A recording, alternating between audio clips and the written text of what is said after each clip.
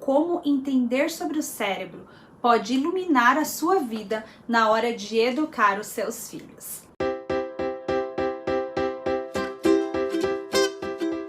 Daniel Siegel, em seu livro Disciplina Sem Drama, comenta sobre 3 descobertas básicas sobre o cérebro, ao qual eu chamo de os 3 M's do cérebro, de mudanças, moldável e multifacetado, que podem ser imensamente benéficas quando se trata de ajudar a educar e ensinar efetivamente e positivamente aos nossos filhos lições de autocontrole e de relacionamento.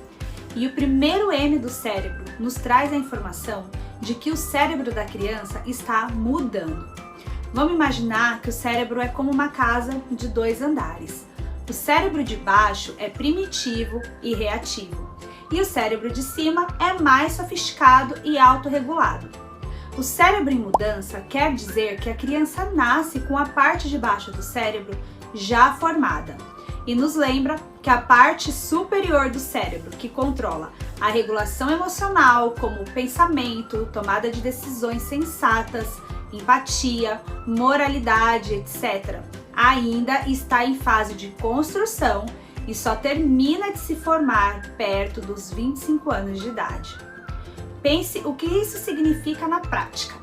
Nossos filhos estão trabalhando com o cérebro no andar de cima, que ainda não está totalmente formado.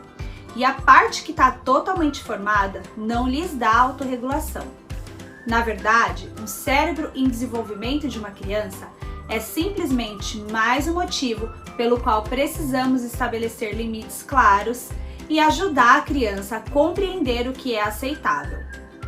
O fato da criança não ter o seu cérebro do andar de cima funcionando a pleno vapor, que oferece limitações internas que orientem seu comportamento, significa que a criança precisa receber orientações externas, e adivinhe de onde essas orientações devem vir: dos pais e de outros cuidadores. Nós precisamos ajudar a desenvolver o cérebro dos nossos filhos. Pense então no que isso significa na prática. Se estamos o tempo todo criando expectativas altas sobre o comportamento dos nossos filhos, acima do que o cérebro deles é capaz de fazer, estaremos constantemente nos frustrando e brigando com a criança por conta disso. Muitas vezes esperamos que os nossos filhos tomem decisões e respondam ao mundo como nós adultos, com cérebros totalmente formados e totalmente funcionais. É possível que você nem perceba o quanto você faz isso ou em que áreas coloca essas expectativas em seus filhos. Mas se você se sentir frustrado com o comportamento dos seus filhos regularmente, é provável que haja momentos em que você espera mais deles do que eles são capazes de te dar. Como resultado disso, você agora pode mudar a sua forma de lidar com a raiva do seu filho e a sua também. Então, recapitulando, durante esse processo de desenvolvimento do cérebro do andar de cima, é preciso que você estabeleça regras e limites claros para as crianças, ensinando-as o que fazer em vez de dizer o que não fazer. O segundo M do cérebro nos diz que o cérebro é moldável, ou seja, ele continua aprendendo a vida toda, e isso se chama neuroplasticidade. Ter essa informação é extremamente empolgante e oferece esperança a todos nós, porque agora sabemos que o cérebro não só muda, como também se molda. E ele pode ser moldado intencionalmente.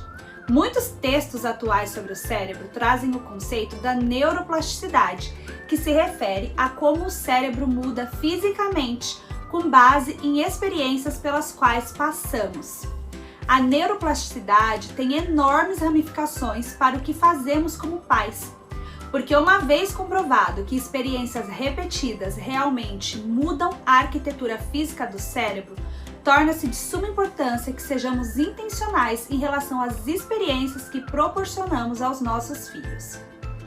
Pense nas formas como você interage com eles, como você se comunica com as crianças, como você as ajuda a refletir sobre suas ações e seus comportamentos. O que você ensina a elas sobre relacionamentos, sobre respeito, sobre confiança e esforço. A que oportunidade de aprendizagem você está expondo aos seus filhos? Tudo que eles veem, ouvem, sentem, tocam ou mesmo cheiram impacta o cérebro deles e, portanto, influencia a forma como eles veem e interagem com o seu mundo, incluindo a família, os vizinhos, os estranhos, os amigos, colegas de escola e até eles próprios. Uma forma como os neurocientistas expressaram essa ideia é que neurônios que disparam juntos se ligam juntos, ou seja, experiências levam a mudanças na arquitetura do cérebro. Na prática, saber que o cérebro será alterado com a experiência talvez faz com que fiquemos menos confortáveis com as horas que as crianças passam assistindo a determinados programas no YouTube ou jogando horas de videogames violentos. Talvez, com essa informação, a gente prefira estimular os nossos filhos a se envolverem em atividades que constroem suas capacidades de compreensão de relacionamento com outras pessoas. Isso pode significar mais tempo com os amigos, jogando com a família ou participando de esportes e outras atividades em grupo que estimule as crianças a trabalhar em equipe. E o que fazer então, agora que temos essa informação? Bom, podemos ajudar os nossos filhos a compreender suas experiências para que os desafios de comportamento tenham mais probabilidade de serem codificados no cérebro conscientemente, como experiências de aprendizado, em vez de associações inconscientes ou mesmo traumas que limitem o seu futuro.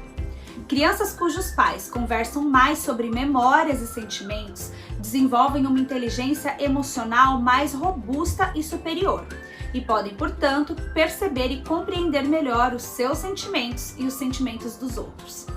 Pensando assim, o que vocês querem que seus filhos vivenciem? Quais conexões cerebrais você quer criar? Sabendo que o cérebro é mutável e que ele aprende por observação e por vivências, como você quer reagir ao mau comportamento da criança? Afinal, as experiências repetidas de seus filhos com a disciplina também estão programando o cérebro. E o terceiro M do cérebro nos diz que ele é multifacetado, ou seja, ele possui diferentes partes responsáveis por diferentes tarefas. Algumas partes são responsáveis pela memória, outras pela linguagem, outras pela empatia e assim por diante. Esse terceiro M cerebral é uma das realidades mais importantes para se ter em mente quando se trata de disciplina. A complexidade do cérebro significa que quando nossos filhos estão chateados ou agindo de modo que não gostamos, podemos apelar para partes diferentes de seus cérebros, para regiões diferentes e formas como o cérebro funciona, com diferentes reações dos pais ativando diferentes circuitos.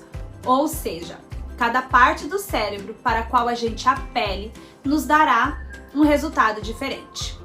Vamos voltar lá para o cérebro do andar de cima, onde eu falei no primeiro vídeo, e do andar de baixo. Se o seu filho estiver desabando e fora de controle, a qual parte do cérebro você vai precisar apelar? A parte do andar de baixo, primitiva e reativa, ou a do andar de cima, racional e lógica? Geralmente, tentamos nos conectar com a parte que reage como um réptil reagiria, na defensiva e com ataques, ou com a que tem potencial de se acalmar, resolver problemas e até mesmo pedir desculpas. É óbvio que queremos envolver a receptividade do cérebro do andar de cima, em vez de provocar a reatividade do cérebro do andar de baixo. Mas, quando brigamos com a criança exigindo que ela se controle, provavelmente estaremos ativando diretamente a parte de baixo do cérebro, o que popularmente chamamos de cutucar a onça com vara curta. Se em vez disso damos um tempo para a criança se acalmar e já mais calma, focamos em possíveis soluções para que quando essa situação se repita no futuro, ela já sabe o que fazer, então as partes superiores do cérebro conseguem se comunicar e ajudam a superar as partes inferiores mais impulsivas e reativas. Quando disciplinamos com ameaça, seja explicitamente por meio de palavras ou implicitamente por meio do nosso tom de voz, postura e expressões faciais como ranger de dentes, olhos arregalados, aquela cara de maluca e o peito para frente como se a gente fosse um galinho de luta, nós ativamos os circuitos de defesa do cérebro reptiliano e reativo do andar de baixo dos nossos filhos. Quando isso acontece, o sistema sensorial da criança absorve a linguagem corporal dos pais e as suas palavras e identifica isso como uma ameaça, que biologicamente aciona os circuitos neurais que permitem que ela sobreviva a uma ameaça do ambiente, que pode ser lutando, fugindo ou paralisando. O cérebro do andar de baixo entra em ação, preparando-se para reagir rapidamente, em vez de considerar outras alternativas de um estado mais responsivo. Os músculos da criança ficam tensos enquanto ela se prepara para se defender e, se necessário, atacar, com paralisação ou luta. Ou ela pode fugir correndo ou cair num choro desesperador. Cada um desses é um caminho de reatividade do cérebro do andar de baixo. E o circuito de autocontrole pensante e racional do cérebro do andar de cima da criança se desliga, tornando-se então indisponível nesse momento. Simplesmente porque não é possível usar o cérebro reativo e o racional juntos. O reativo sempre irá se sobressair. Então, em vez de reagir ao mau comportamento do seu filho com um mau comportamento da sua parte, uma boa ideia para ativar o andar de cima do cérebro é você demonstrar respeito pela criança e demonstrar empatia.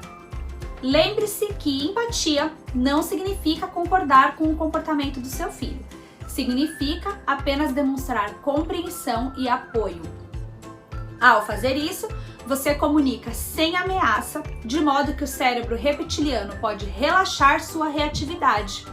E ao fazer isso, você ativa os circuitos do andar de cima, incluindo o importante córtex pré-frontal, que é responsável por tomadas de decisão e controle das emoções.